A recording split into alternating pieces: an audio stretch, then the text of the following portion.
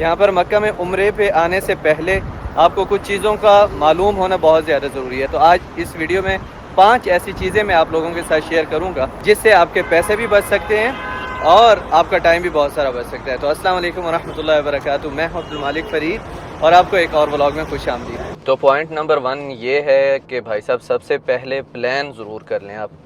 जब भी Saudi Arabia के लिए या कहीं पर भी ट्रैवल करना हो आपने, तो प्लान करना बड़ा ज़रूरी है। आपने ख़ास तौर पे आपने जद्दा आना है या मदीना में उतरना है, क्योंकि 2 एयरपोर्ट्स ही हैं जो लोग भी उम्रा करने के लिए आते हैं, जो वो इस्तेमाल करते हैं, मदीना या फिर जद्दा, और बाद में मक्का के लिए आना होता है। तो पॉइंट नंबर 1, प्लान करें अच्छे से कि आपने अपना टाइम किस तरह यूटिलाइज़ करना है, ठीक है? तो प्लान होना बहुत ज़्यादा ज़रूरी है। आगे भी प्लान से रिलेटेड ही चीज़ें आगे भी आती रहेंगी अगले पॉइंट्स में, लेकिन सबसे पहले तो ये है कि प्लान आपने ज़रूर करना है। आपने कितने दिन मक्का में रहना है, और मक्का में अगर आपने मिसाल के तौर पे 3 दिन रहना है तो क्या क्या करना है। आपने ज़ियारतों पे जाना है, अगर ज़ियारतों पे जाना है तो किस टाइम पे जाना है, ठीक है?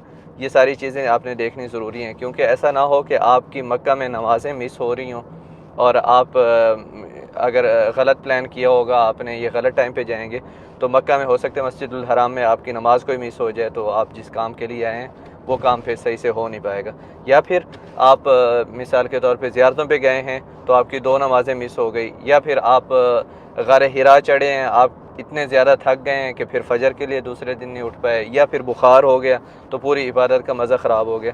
तो इस तरह आपने प्लान बहुत ज़्यादा ज़रूरी है कि आपने कर लेना है। दूसरा पॉइंट ये कि आपने एहराम किस तरह बांधना है। अगर आप ख़ातून हैं या आप मर्द हैं तो आपने एहराम किस तरीके से बांधना है, उस चीज़ की इंफॉर्मेशन आपके पास सही तरीके से होनी चाहिए। आपने किस जगह से एहराम बांधना है। ऐसा ना हो कि आपने मीकात क्रॉस कर ली और आपने नियत की हुई है कि आप उम्रे के लिए ही जा रहे हैं, तो फिर आपने जो है वो जगह मिस कर दी जहाँ से एहराम बांधना था। फिर आपको शेख कहेंगे कि वापस जाएँ, क्योंकि मुझे 27 साल हो गए हैं मक्कातुल मुकर्रमा में। तो इस तरह के मसाइल बहुत ज़्यादा मेरे सामने आते रहते हैं कि यार हम लोग तो वो मीकात क्रॉस करके आ गए, हमने एहराम नहीं बांधा, भूल गए, फिर वहाँ से आए तो आगे आके बांध लिया। फिर शेख कहते हैं कि नहीं, आप वापस अपनी मीकात पे जाएं, वहाँ से एहराम बांध के आएँ, क्योंकि आप सफ़र कर रहे थे उम्रे की नीयत से। अच्छा, नीयत से याद आया कि जो लोग सफ़र करते हैं, मिसाल के तौर पे अभी पिछले दिनों में एक हमारे दोस्त आए थे, तो वो सफ़र कर रहे थे, इंग्लैंड से वो आ रहे थे, तो वो आ रहे थे डायरेक्ट जद्दा अपने एक कज़न के पास, और उसके बाद फिर उनकी नीयत थी एहराम बांधने की और उम्रा करने की। तो उनका ये था कि वो उम्रे की नीयत से नहीं आ रहे थे जद्दा, वो आ रहे थे अपने दोस्त से मिलने की नीयत से, तो इसलिए वो जद्दा आए बग़ैर एहराम के। फिर उन्होंने जद्दा से, उनकी नीयत थी कि जद्दा से मैं उम्रा करने के लिए जाऊंगा, तो फिर जद्दा से वो एहराम बांध के इस तरफ आए मक्का में और उन्होंने उम्रा परफॉर्म किया, ठीक है। तीसरा पॉइंट ये है कि उम्रा परफॉर्म कैसे करना है। 7 चक्कर तवाफ़ के, 7 चक्कर सफ़ा मरवा के, या फिर हम लोगों में अक्सर एक चीज़ कॉमन है, हम लोग इस चीज़ पे रहते हैं कि यार जैसे लोग कर रहे होंगे हम भी कर लेंगे। भाई ऐसे ना करें, आप मुकम्मल इन्फॉर्मेशन लेके आएँ। बहुत सारी छोटी छोटी किताबें मिलती हैं, वो आप अपने साथ रख लें तो बहुत अच्छा है। आजकल मोबाइल का दौर है, मोबाइल में ऐप डाउनलोड कर लें सिफ़तुल उम्रा, तो वो उसमें पूरा तरीका होगा। क्योंकि मैं सबसे छोटा था घर में, तो हमारे घर में मेहमान आते रहते थे, तो एक मेहमान हमारे पास आए, उनको मैं उम्रा करवाने के लिए गया, तो 2-3 बार ऐसे हुआ है। तो वो मेहमान जो है तवाफ़ तो उन्होंने 3 चक्कर कर लिए, क्योंकि वो गोल घूमना होता है। 3 चक्कर हो गए, हरी लाइट के पास आएंगे तो 1 चक्कर कंप्लीट हो जाएगा। तो जब उन्होंने सफ़ा मरवा किया, तो सफ़ा मरवा में उन्होंने 14 चक्कर कर लिए, क्योंकि सफ़ा मरवा का 1 चक्कर होता है। जब आप सफ़ा से शुरू करते हैं, मरवा तक जाते हैं तो 1, फिर मरवा से सफ़ा तक आते हैं 2।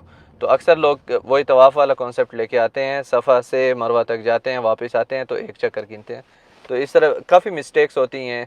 एहराम में पाबंदियाँ होती हैं, जैसे जैसे नाखून नहीं काटना आपने, और भी बहुत सारी चीज़ें होती हैं जिनका ध्यान रखना बड़ा ज़रूरी होता है।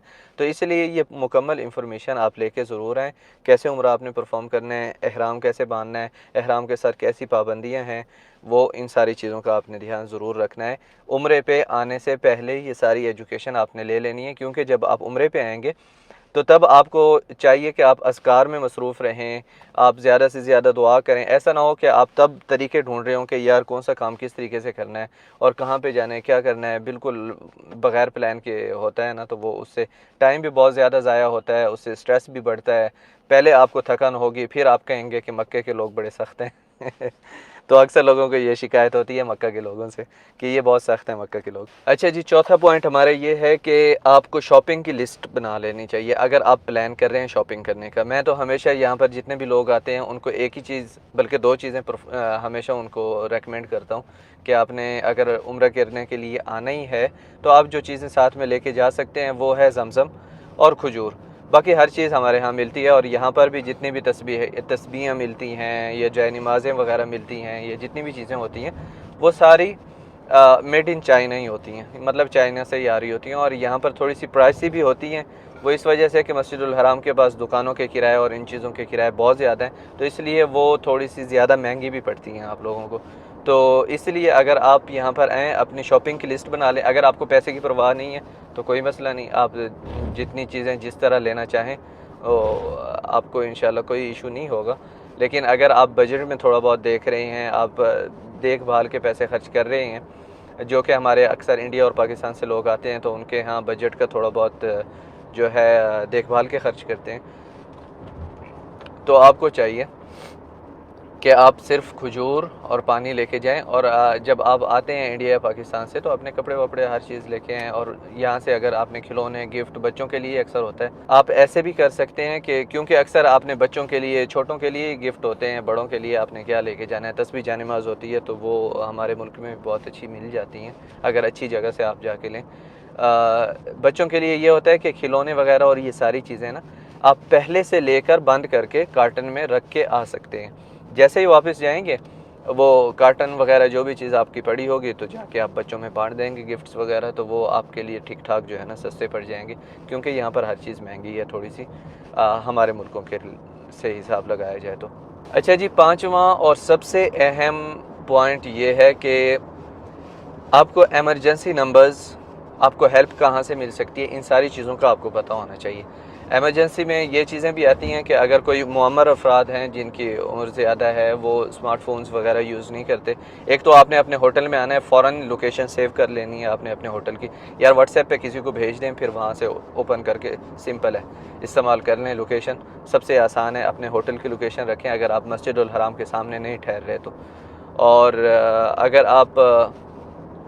और अगर कोई बड़ी एज का बंदा है तो उसे चाहिए कि वो अपना जो उनके साथ एक कार्ड होता है उस कार्ड के ऊपर ही वो अपना होटल और किस रोड पे होटल है वो लिख ले, क्योंकि अक्सर होटल का खाली नाम लिखा हुआ होता है तो उसमें ये होता है कि जिससे भी वो पूछते हैं खाली नाम से होटल का पता नहीं चलता, तो रोड का नाम, इलाके का नाम, कौन सी जगह पर होटल है, तो वो लिख लेना बड़ा ज़रूरी है, आपके काम आएगा। और तीसरी और इसी में जो अहम पॉइंट है वो ये है कि आपको एमरजेंसी नंबर्स का पता होना चाहिए। एम्बुलेंस का नंबर कौन सा है, अगर आपको आपके एजेंट तंग कर रहे हैं या कुछ भी ऐसा है तो आपके पास वज़ारतुल हज का नंबर होना चाहिए। यहाँ पर मिनिस्ट्री ऑफ हज जो है वही उम्रा भी वही देखती है, तो मिनिस्ट्री ऑफ हज का नंबर आपके पास होना चाहिए। और साथ साथ पुलिस का नंबर होना चाहिए, कोई भी इमरजेंसी बन सकती है। तो ये सारे नंबर्स मैं डिस्क्रिप्शन में भी शेयर कर दूंगा, ये सारे नंबर्स आप अपने पास रखें क्योंकि ये सारी चीज़ें आपके काम आ सकती हैं। क्यों, इंसान है, कभी तबीयत ख़राब हो सकती है, किसी से कोई मसला हो सकता है, झगड़ा हो सकता है, या फिर यहाँ पर एजेंट बहुत ज़्यादा तंग करते हैं कभी कभी, तो एजेंट के साथ कोई इशू हो सकता है। तो आपको चाहिए कि आप जो है, हमारे लोगों में एक अच्छी बात ये है, अब अच्छी कहें या बुरी मुझे नहीं पता, लेकिन ये है कि अगर कोई तंग करते हैं एजेंट्स वगैरह, ये वो इसी वजह से हमारी सर्विस भी बहुत ज़्यादा ख़राब हो चुकी हुई है।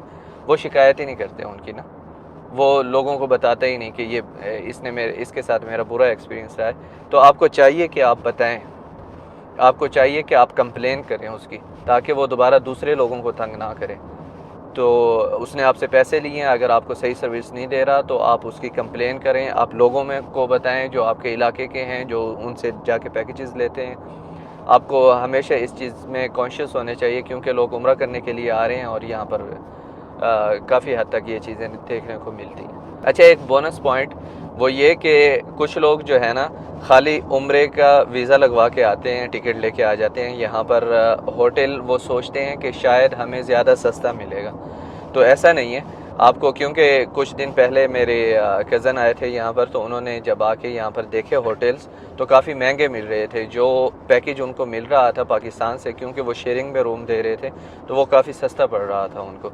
तो यहाँ पर आके अगर आप इस तरह की सोच आप रखते हैं कि मुझे सस्ता पड़ेगा, तो ये गलत है। अगर हाँ आप अपनी मर्ज़ी का देख के लेना चाहते हैं और आपको नहीं पता कि आपने 2 दिन यहाँ पे रहना है या 4 दिन रहना है, तो फिर आप यहाँ पर आकर होटल ले सकते हैं। अपने पैकेज में होटल ना लेके आएँ, तो फिर इस लिहाज से आपके लिए ज़्यादा बेहतर रहेगा। अगर सिर्फ़ उम्रा करने के लिए आ रहे हैं और आप चाहते हैं कि मस्जिदुल हराम में ही आपकी सारी नमाज़ें हों, तो वो फिर आपको होटल देखना ही पड़ता है। कभी कभी आप अगर रिश्तेदारों के यहाँ या किसी, वो आप पहले कंफर्म कर लें कि वहाँ से पैदल चल के आप मस्जिदुल हराम जा सकते हैं या नहीं। तो ये सारी चीज़ें होटल के लिए बड़ी ज़रूरी हैं। आपको पता होना चाहिए कि आपका होटल कितना दूर है, क्या आप चल के जा सकते हैं या नहीं। और फिर ये है कि लोग एक एक महीना ले लेते हैं, लेकिन बहुत दूर होता है होटल। तो मैं तो ये रेकमेंड करूँगा कि आप चाहे 1 वीक के लिए आ जाएं, लेकिन जितना करीब होगा होटल आपका, आप उतना ज़्यादा जो है ना स्ट्रेस फ्री रहेंगे, आप इबादत ज़्यादा अच्छे से कर पाएंगे।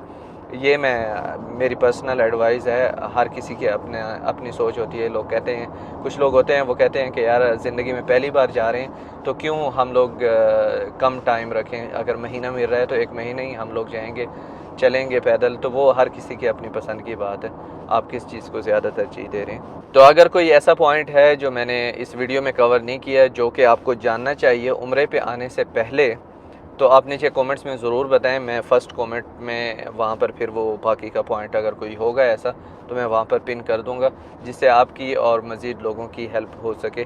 और अगर आप उम्रे पे आ रहे हैं तो मुझे दुआओं में ज़रूर याद रखें, और अल्लाह ताला आपका उम्रा भी कबूल फरमाए, आपकी सारी ख्वाहिशें, आपकी दुआएँ कबूल फरमाए, और आपको दुनिया व आखिरत में खैर अता फरमाए। तो अगर आप देखना चाहते हैं मक्का की ज़ियारतों की वीडियोस, तो यहाँ पर आप क्लिक कर सकते हैं, और चैनल को सब्सक्राइब नहीं किया तो यहाँ पर क्लिक करते हैं। आपसे मुलाकात होगी इंशाल्लाह नेक्स्ट वीडियो में। तब तक के लिए अल्लाह हाफ़िज़।